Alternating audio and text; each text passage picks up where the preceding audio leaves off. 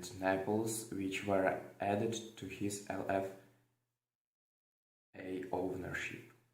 Car production had not been considered at first, but resumed in 1919, since parts for the competition of 105 cars had remained at the LFA factory since 1915. In 1912, the name of the company was changed to Alfa Romeo with the Torpedo 20 to 30 HP, the first car to be so badged. Their first success came in 1912 when Giuseppe Campari won at Mugello and continued with second place in the Targa Florio driver by Enzo Ferrari. Giuseppe Marossi continued as head designer, and the company continued to produce solid road cars as well as successful race cars. In 1923, Vittorio Genoa was lured from Fiat, partly due to the persuasion of a young Alfa racing driver named Enzo Ferrari, to replace Marossi as chief designer at Alfa Romeo. The first Alfa Romeo under Genoa was the P2 Grand Prix car, which won Alfa Romeo the inaugural World Championship for Grand Prix cars in 1925. For road cars, Genoa developed a series of small to medium displacement 4, 6 and 8-cylinder inline engines based on the P2 until it established the architecture of the company's engines, with light alloy construction, hemispherical combustion chambers, centrally located plugs, 2 rows of overhead valves per cylinder bank, and dual overhead cams. Genoa's designs proved to be reliable and powerful. Enzo Ferrari proved a better team manager than a driver, and when the factory team was privatized, it became Scuderia Ferrari. When Ferrari left Alfa Romeo, he went on to build his own cars. Tazio Nuvolari often drove for Alfa, winning many races before the Second World War. In 1988, Nicola Romeo left, and in 1933, Alfa Romeo was rescued by the government, which then had effective control. Alfa Romeo became an instrument of Mussolini's Italy, a national emblem. During his period, it built bespoke vehicles for the wealthy, with bodies normally by Carrozzeria, Touring or Pininfarina. This era peaked with the Alfa Romeo 2900 B-Type 35E racers. The Alfa factory was bombed during the Second World War and struggled to return to profitability after the war. The luxury vehicles were out, smaller mass-productive vehicles began to be produced beginning with the 1954 model year, with the introduction of the Giulietta series of berline coupes and open two-seaters. All three varieties shared that will become the Alfa Romeo overhead twin-cam four-cylinder engine, initially displacing 1,300 cc. This engine will eventually be enlarged to 2,000 and would remain in production until 1985. Post-war history. Once motorsport resumed after the Second World War, Alfa Romeo proved to be the car to beat in Grand Prix events.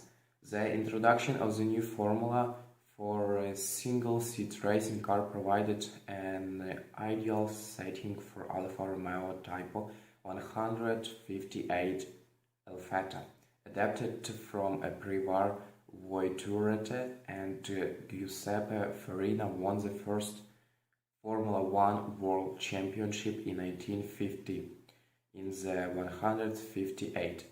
Juan Miguel Fangio secured Alfa's second consecutive championship in 1951. In 1952, Alfa Romeo experimented with its first front-wheel drive compact car, Project 13-61. It had the same transverse-mounted forward motor layout as a modern front-wheel drive automobile. After Alfa Romeo made a second attempt in the late 1950s based on the Project 1361. It was be called Typo 103 and resembled the smaller version of its popular Alfa Romeo Giulia. However, due to the financial difficulties in post-war Italy, the Typo 103 never saw production. Had Alfa Romeo produced it, it would have preceded the Mini as the first modern front-wheel drive compact car. In the mid-1950s, Alfa Romeo entered into an agreement with Brazil's Matarazzo Group to create a company called Febral to build the Alfa Romeo 2000 there. After having received government approval, Matarazzo pulled out under pressure from Brazil's president Juscelino Kubitschek with the state-owned F&M company, instead commercialized building the car as the F&M 2000 within 1960. During the 1960s, Alfa Romeo concentrated on motorsport using production-based cars, including the GTA and aluminum bodylet version of the Burton-designed coupe with a powerful twin-plug engine. Among other victories, the GTA won the inaugural Sports Car Club of America's Trans Am Championship in 1966. In the 1970s, Alfa Romeo concentrated on prototype sports car racing with the Typo 33, with early victories in 1971. Eventually, the Typo 33 T12 gained the World Championship for makers for Alfa Romeo in 1975, and the Typo 33 CS12 won the championship for sports car in 1977. As Alfa Romeo was a state-controlled company, they were often subject to political pressure to help industrialize Italy's undeveloped south. Alfa Romeo's new compact car was to be building at a new factory at Pomigliano di Arco in Campania. Even the car's name Alfa Sat reflected where it was building. 18 January 1968 saw the new company named Industrial Napolitana Costruzione after Vaiconi Alfa Romeo Alfa Sud being formed, 90% of which belonged to Alfa Romeo and 10% to government-controlled holding company Finmeccanica. This plant was built in the wake of France's 1968 protest and Italy's hot autumn, and was never properly started. The employees had mainly construction backgrounds and were not trained for factory work, where industrial relationships were troublesome throughout. Absenteeist rates in the Pomigliano factory ran at 16.5% throughout the 1970s, reaching as high as 28%.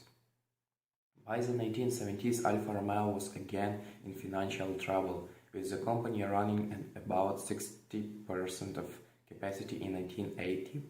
Since Alfa Romeo was controlled by the Italian government-owned Istituto per la Ricostruzione Industriale, a deal was made where about a quarter of workers' salaries were paid through state's unemployment agencies to allow Alfa's plants to idle for 2 weeks every 2 months, and aging product line-up and very low productivity